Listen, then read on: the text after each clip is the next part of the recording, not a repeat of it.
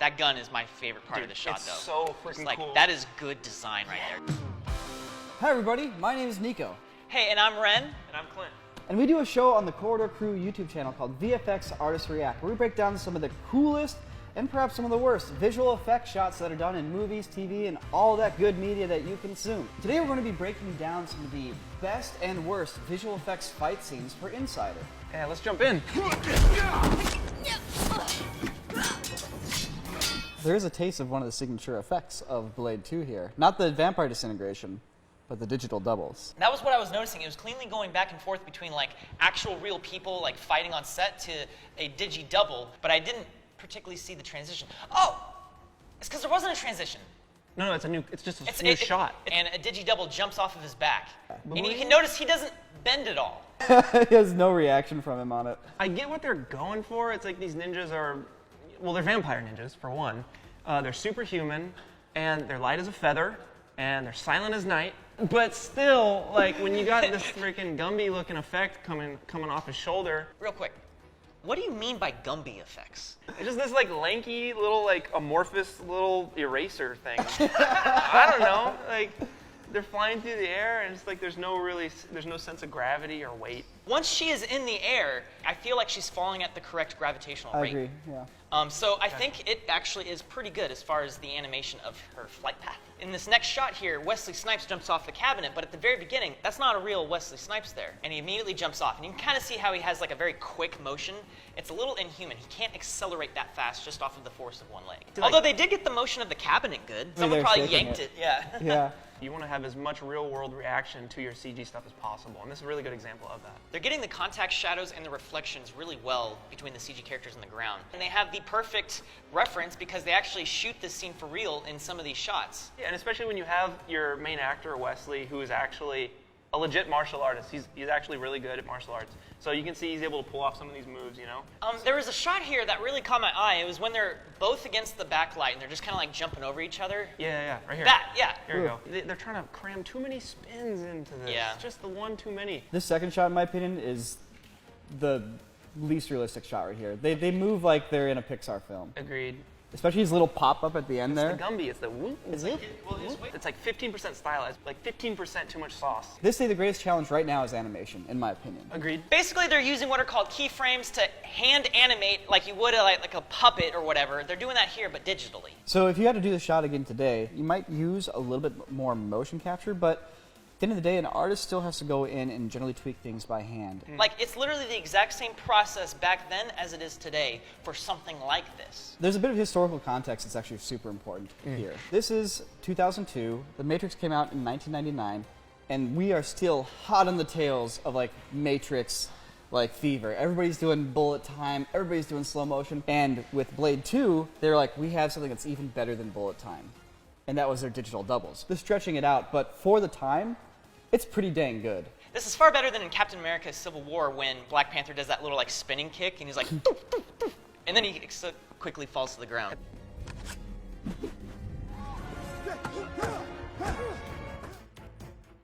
That is buff Jesse Eisenberg. Yeah. We're gonna try to pinpoint every time there's a hidden cut in this one-take fight scene. Starting with the gunshot. This is one shot and we're transitioning to a new shot here. That was a transition, in my opinion. Yeah, that's probably a CG railing or, you know, banister right there that we move through. Camera would physically have to move through it. This dude here's a digi-double. I don't think it's a digital double. I think that's retimed performance. Oh, you know what? That's exactly it. So we actually had the stunt performer who played Black Panther come to our studio and give us a little lowdown on how to fall. One of the things he said was you want to start in the ready position with your knees bent, hunched over, ready to jump so you're not standing up straight, and then you go, all right, here we go. You're already ready to go. Let's see if he's in the ready position. Almost. Yeah. Yeah, almost. So maybe he wasn't ready enough to like go right into it, and he had to get that wind up, which they were trying to cut out. Get ready for number 2. Yeah, here it comes, masked by the banister. Boom, right there, 2, Yeah. and then 3 right there by the extras. With the wipe. And boom, There's 4, 4, 5. Yeah. With the banister. That is Andy Serkis, isn't it? Yeah, it is. We got Gollum and we got Bilbo in here. Okay, I think that was Right another here. transition right there because Yeah, this is like a full effect shot there. You know, he could be picking up a real thing then, and the moment it explodes, there's a cut there, and you're going to a CG cabinet or whatever exploding. You're going to a CG Chadwick Boseman flying back through the railing. I think it's a real guy going. Well, there's at least a CG version of him flying through the air, and maybe it's a stunt right at the last moment when he actually hits the thing. What do you think of the debris? I think it looks fine at first, but look at the paper by his hand. Look at it by his hand right there. Yeah, I agree. The paper's a little weird. I don't see enough of him like spinning, Rush like Hour barrel 2. roll. With all like the money in the air. Or Yeah. something? Oh yeah. Okay, here's the reference. Rush Hour 1. That's realistic looking paper. That's what happens when money's in the air. Very spinny, very flickery. I feel like I want to see more dust. There is no dust in this explosive shot at all. Like, normally when something explodes, yeah, you get all the big pieces of debris flying away, but you also get a lot of microparticulates. But the problem is that all of that dust would obscure the background in the stunt of him hitting the ground. So I think it was a very intentional decision to not put that dust in there so that you can actually see through the explosion and him hitting the pool table. Dang, dude, Or you're a freaking mad scientist. I think you're exactly right. That makes I mean, you can, so much you can sense. see the dust from the pool table when that breaks, for example. Exactly, which looks know? really nice. Boom. You look just like your old man. That gun is my favorite part of the shot, it's though. so freaking Like, cool. that is good design right there. For that effect to happen, they have to literally paint out his arm. If his arm is blocking, the camera, and you want to remove the arm, now you're having to fill back in the face. So all the tight pattern work on the window behind his arm, when they're putting the patches back in to cover up the spots where they're erasing his arm, they're having to match all those lines and the perspective and the motion blur. There's one other thing I want to bring up. Go back to the beginning of the one take. All right, Nico. All right, Ren. I want your harshest opinions right there. Done. Those muzzle Stop. flashes? Yeah, go back. look at the muzzle flashes? Oh man, how can a movie this big have the jankiest muzzle flashes still? By the way, guys, just to let you know, Nico is the muzzle flash master. What is smoke? Well, what is fire? In fact, fire and smoke are the same particles. Fire is those particles when they're heated up and emitting photons because they're hot. And then they cool and it turns to smoke. Well, what do we see here? I see fire and smoke! I see fire and smoke at the same time! That's impossible! So here's the other thing. All right, in one frame, these particles of burning gunpowder have gone from the chamber where the bullet was all the way to about maybe 8 inches out in front of the gun. So in one frame, we've gone maybe 16 inches. If we're maintaining the same velocity, in the next frame, we should be 32 inches out from in front of the gun. Oh, but we just advanced another 2 inches at most with the smoke. So somehow the smoke is moving at the speed of like a slow punch. You get the weakest punch coming out of the gun. It looks like the smoke looks like those like Compton cold breath effects. That being said, this movie is notorious for having a really tight timeline to do all the effects. We're going in harsh, right? We're going in harsh. We're explaining, oh, this should look like this, blah, blah, blah, blah. But like the artists, they probably know all that already.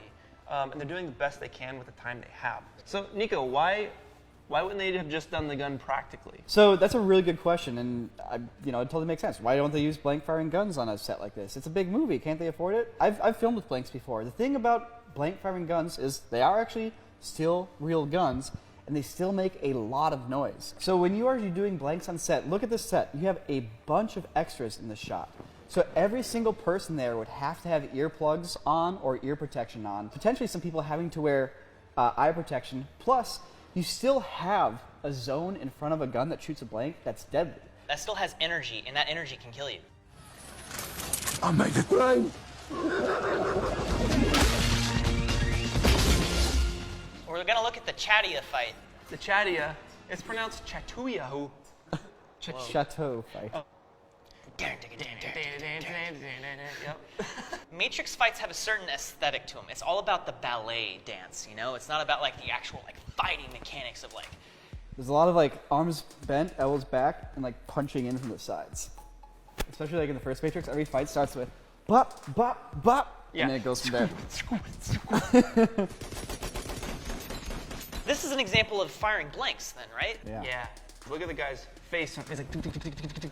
Into his chest and bicep, you can see like the actual energy of the blank firing gun. Are they wearing ear protection? Oh yeah, definitely. You can't see it. Rotoed out or It's probably no, you can see it's it. flesh-colored earplugs most likely. So, but like those bullet casings flying out too, those are real? Yeah. Definitely, and they're hot. So the bullets are obviously CG. Wait, but then that shot of the bullets hitting the ground is real. You think? Yeah, definitely. Yeah, that's real. The thing about all of this fight here, though, is that it's all real. Yep. None of this is CG. However, that doesn't mean there are no visual effects here. Do you know why that is? because it's a movie. No, it's wire work. Oh, there are right. tons of wires suspending them from the ceiling so that they're able to actually float around. And the effects work is going into removing all of those wires. Oh, that's so sick. God, that sword's like actually there, like probably stuck to some sort of like chest piece under his clothing. That's my favorite shot. Yeah, that's the way such a like good one. his legs come up as he's diving off of the thing with a sword. Like, oh. Is it hard to paint out wires? It can be easy if you have like a really like uniform background, but if you have a complex background, especially if you have a person behind the wires, it can become a bit of a process. I mean, they probably had a pretty decent sized team here. At least probably like 5 or 6 people just doing wire removal on this. For sure. You can see the wires in another shot from the first Matrix. When he does the backflip away from the train, and he goes, "My name is Neo." So I guess this is a type of dagger called a sai. How did they have them fly off the wall and into his hands? That first shot there, I was like, oh, they probably just had the dagger on there with like some fishing line and just tugged it off the wall. It's definitely CG. Look at the way it's comped in, the way the motion blur works. Oh, it's like The way it's shiny and picking up light as it moves. the dim highlight streaks. Yeah, and you can see a pop in the background.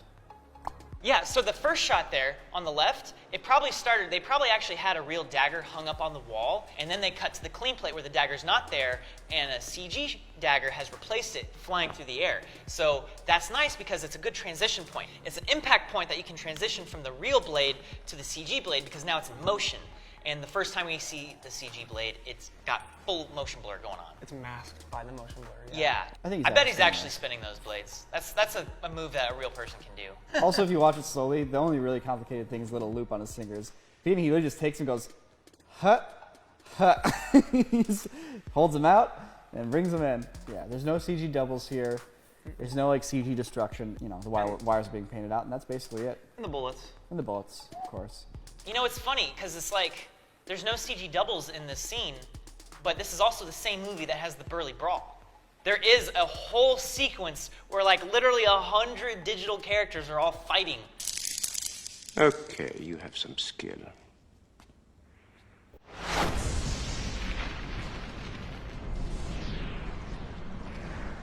This is the closest thing to a Dragon Ball Z fight in real life. Yep. That was exactly what I was going 100%. to say. That's why I dug this so much. This Yeah. is like, this isn't a superhero film. This is a Dragon Ball Z film. Yeah, exactly. Because it's like Man of Steel kind of did this with like Zod, I think was his name. But I feel like this one had the style to back it up. You might think that they're doing CG doubles for a lot of this, but they actually put both Keanu Reeves and Hugo Weaving on something called the tuning fork, which is this long that's right. pole and then hooked up to a little thing on their waist that they could just spin them around on.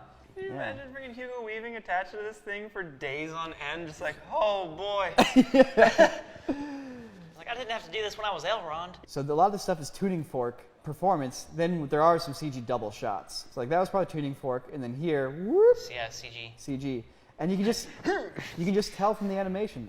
Boom! This is damn good CG for the time that this came out. Oh my god. And now they're going to have a 5-minute philosophical conversation. Oh, here it comes. There it is. So the first thing to note here is that from beginning to end, the entirety of this shot is computer generated. There is no plate photography from the moment this shot starts. Both Agent Smith and Neo are full CG. That's all the awesome. water simulation stuff going on, his face, the skin morphing around the punched fist, the imprints left on, even the discoloration of his skin. But when you're like, okay, I need to get Hugo Weaving's face to deform after it gets punched. It's not like Adobe's like, well, here's the plugin for Hugo Weaving face deformations. Like, that stuff doesn't exist. From So, Adobe? you know, coders and software engineers and artists have to get together and basically create the tools to just be able to do a shot like this from scratch. It's like going to make a car, but you start off with like raw iron ore, and now you need to turn it into metal somehow. This Pretty is such crazy. a hero shot too. Like, I don't think we've seen a digi-double this close up in any of the Matrix movies. This is a film history shot here. And it's like, you can tell that they're CG. Here, I think the thing that kind of fails a little bit is just the age of the rendering engine. It's the rendering of the skin that's really kind of Yeah. hard to master. It kind of has like a clay look to it almost. Yeah, you know, it's kind of lacking a little bit of that subsurface scattering.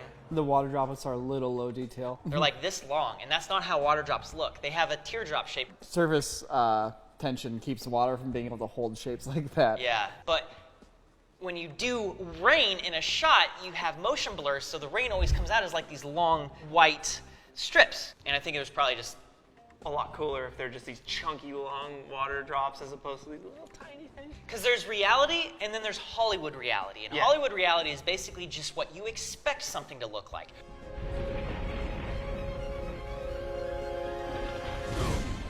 The reason why I feel like a shot like this doesn't work is because he's punching him so hard, he is flying maybe 20 feet backwards and colliding with a rock wall hard enough to make it shatter.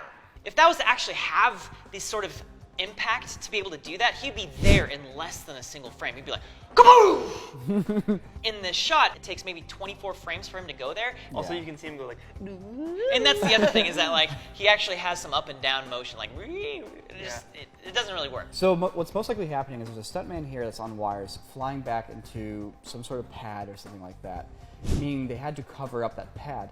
And if you look in the background, if you look at the bottom, it almost looks like a face. You see like the two It's a black repeated dots pattern. and a smile? Yeah, I there's a see it. I repeated totally pattern. see it. Some artist has gone in and taken the patch of the footage and duplicated it off to the Modeling. side. Yeah, but this happens so quickly. Like yeah, there's you no can't tell. way. Dude, could you imagine being in theaters and being like, wait a second, hold on, they close stamped it.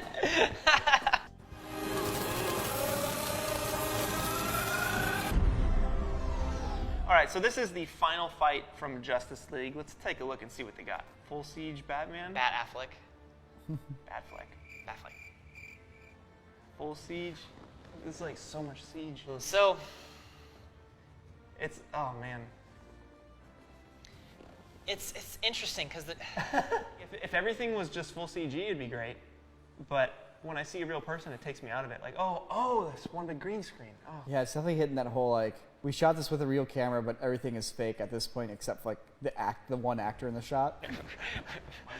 It just looks so goofy, dude. It's a weird blend of like. it's because his lip doesn't move at all. Like, Yeah. it's like try to put your lip here and it's like, I prefer justice. And that's a very famous reason for it. Studios fighting over like whether he Mustache should. contracts? It's a thing. They had to deal with it. But everything we're seeing here is computer generated. Like literally everything. They're completely shot on a green screen stage, and so there's a disconnect. So when like Cyborg and Steppenwolf land here, this is all still 100% CG. Yeah. Including Cyborg. Including Cyborg, exactly. You can tell by the motion. Yeah, when he looks over. It's really like. You know? But then it looks at these two kids in the back of a pickup truck and it's like, wow, that's obviously real. But everything else around is not. It's confusing our brains subconsciously. Looking at the slow-mo punch scene, it's just... The beginning of it kind of confuses me because Superman comes from frame left into the shot, and I couldn't tell if he was CG or not right away. There's something about the look of his hair and ear that just looks CG to me at first, like even right here. Yeah. Well, there's no shadow It's of like a the fist on bat his clay face. kind of effect. Look at how dark the ring finger is of Steppenwolf when it's by Henry Cavill's face, right when it's brushing his nose. That's how dark the bottom of Henry Cavill's nose should be. That's how dark the front of his lips should be. I mean, you're totally right. They're all You're occupying the absolutely same right. space right there. And then just immediately your brain goes, yeah, something's weird.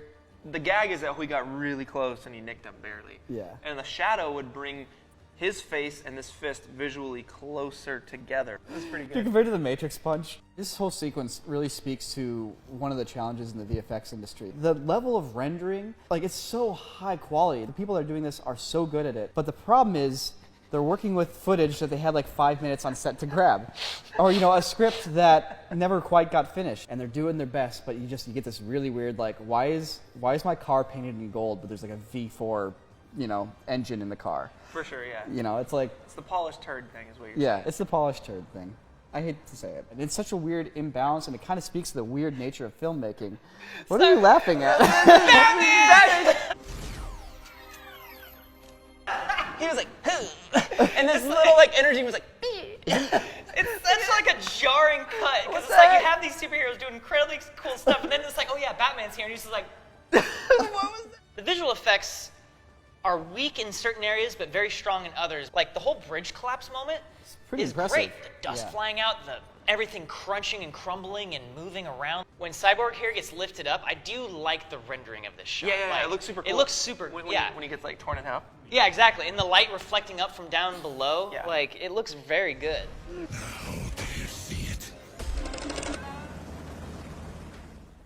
I think that's a real shot. I think so too. So first off, that is incredible. Yeah, I you know, love that's that. just two dudes. And they specifically put stuff in the foreground to kind of show you that they're shooting from the ground. Yeah. All right, so the crazy thing about this scene is how much of it was actually real. What? They had 1,500 extras in this plaza, What? and they had 2 helicopters flying around. One was a stunt helicopter, which actually, the main helicopter you're seeing, it is the Red Bull helicopter. Oh, really? I have With seen a a Red paint Bull job. helicopter. Yeah, in with action. a paint job that actually makes it look like a military helicopter. The big asterisk here is that all of those stunts with the helicopter doing barrel rolls and flips were not shot here. So basically everything I'm going to say from here on out is kind of speculation. But they literally physically could not do that there because this is Mexico City with an elevation of 7,500 feet. Helicopters can obviously fly around in Mexico City, but they can't do these sort of stunts because the air is too thin. They don't have the force to be able to come out of a barrel roll. Got you. So they actually had to film those barrel rolls and flips and stuff somewhere else and CG in the city. So the helicopter's real, but the entire background's fake. Yes.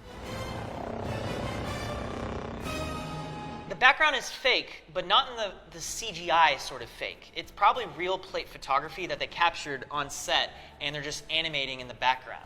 The quickest path to realism in visual effects is to use all real elements for your shots. But if you have a real helicopter and a real picture of Mexico City, and you stick them on top of each other, the shot's going to look real. You know, at least most of it. Yeah. But there are shots where you can clearly see the helicopter doing a barrel roll above a bunch of people. No matter how safe you're being, that is still irresponsibly dangerous. And so for that, they use crowd simulations where they actually CG in tons of people. And in some of these wide shots, you can kind of see it because you can kind of see the running animation in some of the people when they're really small running away. Like little roller coaster tycoon animation. People just Yeah. just They actually built a separate helicopter on a rig, Yeah, okay. on a different set, on hydraulics that could actually like move around like this. So it's like a fun Universal ride. Exactly. And so that's all practical in that sense. We are dealing with green screen.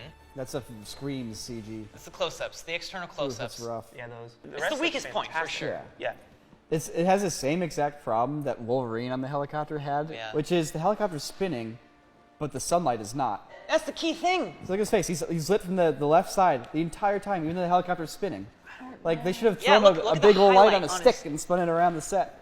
In the outside shot, there's no shadow on them whatsoever from the rotor, because the rotor is spinning so fast and becomes so thin that it causes barely any shadow. But here in this close-up shot, it's just like on, off, on, off, on, off, really intense. You know what? I wonder if maybe they didn't have it to begin with. Yeah. They could see the background; it was clearly comped, and they're like, "How can we like make this better?" And they're like, "Well, maybe we can add this flickering, and it'll make it a little bit more hectic." That's true, because a big chunk of visual effects is the sleight of hand.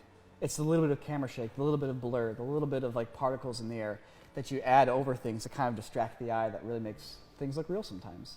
But it's this wide shot here where you can clearly see Daniel Craig. And I'm wondering, are they actually doing this and then it's a face replacement?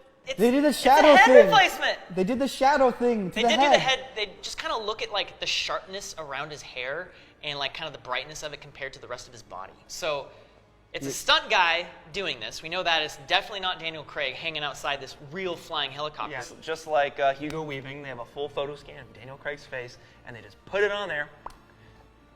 Is that a flare gun? Yeah, it was a flare gun. I love that stuff. Yeah. With the gravity shifting. Yeah. You can actually tell that it was shifting for real for those actors. Yeah. Yeah, they're holding on for real as like something spins. The That set is spins cool. or something. That's cool. So another thing to note is that you see people hanging out of the helicopter when it's doing the barrel roll. They're mannequins, and you can clearly see like this dude just kind of hanging out, kind of stuck there. Are you sure they're mannequins?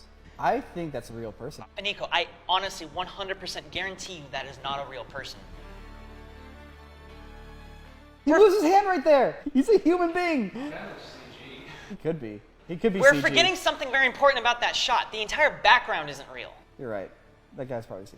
I think the camera shake they added, like that shot specifically, is like 2D post camera shake. Whereas if you compare it to Mission Impossible, where there were definitely several shots where Tom Cruise is legitimately flying this helicopter doing stunts, you can kind of see micro vibrations of the flexing of the rig. Yeah. Whereas here, it's like the camera is actually moving up and down because this is just a 2D cutout of the image going up and down. They're giving you car camera shake. You're talking about the background CG. Notice the bright daylight on the front of the helicopter glass standing out. I think that's the actual sky and the actual daylight and the actual background from where they filmed the helicopter in a different spot. And so you get a little bit of that sense of like, that's light's coming from a thing that doesn't quite exist in the scene. I find it amusing that, like, this helicopter just keeps doing stunt moves. It keeps doing barrels, and now it's doing this crazy flip. Oh, here comes 0 G's. Yeah, it's pretty sweet. This is a cool idea for a fight scene. Yeah, so calm and collected. Man, that was wild. I feel like I actually learned quite a bit from this episode, more than I anticipated. If you guys enjoy this, maybe consider checking out our channel, Corridor Crew, and watching the VFX Artist React show. To all of you watching, we love making this show. Thank you so much for watching and supporting it. We are going to continue making VFX shows forever.